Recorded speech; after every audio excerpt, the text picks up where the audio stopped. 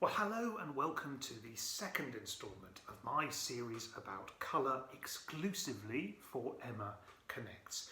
And this time I am going to be talking to you about the colour red.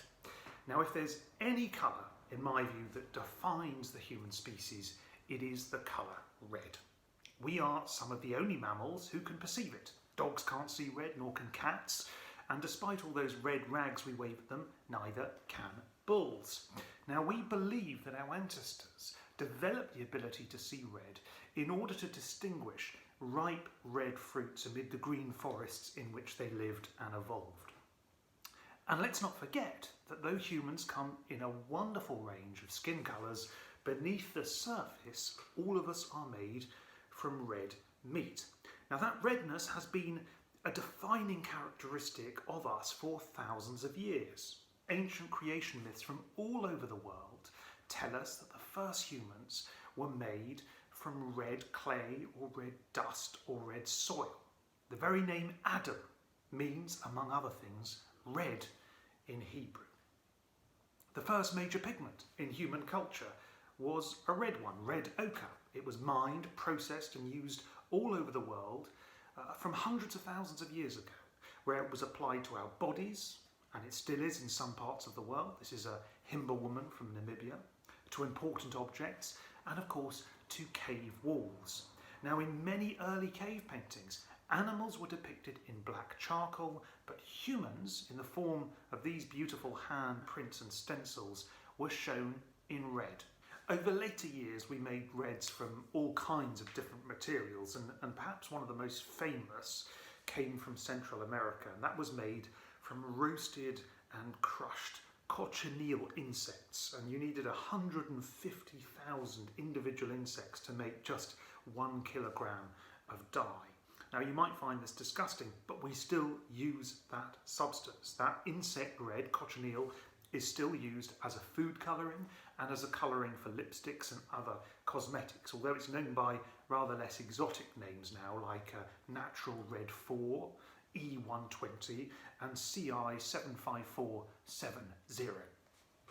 Now, no colour has a greater psychophysical impact on us than red. It has been found to increase systolic blood pressure and skin conductance, eye blink frequency, electrical activity in the brain, and to make us stronger, to improve sporting performance, and to encourage us to take more risks.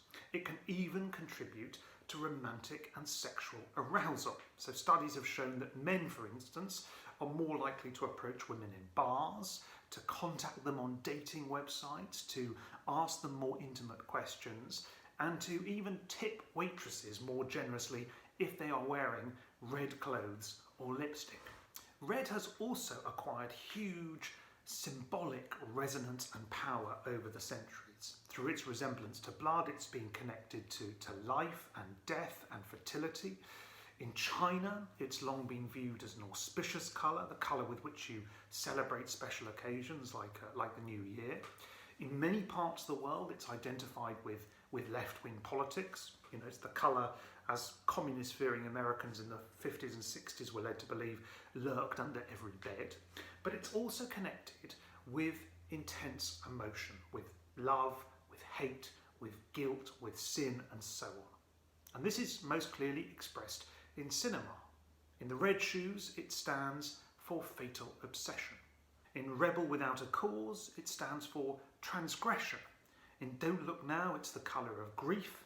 And in Pleasantville and American Beauty, it symbolises repressed suburban passions. Now, why does red have such powerful emotional meanings? Well, perhaps because when we feel particularly powerful emotions, we tend to turn red ourselves. Now, I just thought I would finish with my favourite quote about the colour red from Orhan Pamuk's great novel, My Name is Red. And this is what he says. If we touched it with the tip of a finger, it would feel like something between iron and copper. If we took it into our palm, it would burn. If we tasted it, it would be full-bodied, like salted meat. If we took it between our lips, it would fill our mouths. If we smelled it, it would have the scent of a horse. If it were a flower, it would smell like a daisy, not a red rose. Anyway, thank you very much for watching, and next month I will be talking about the colour yellow.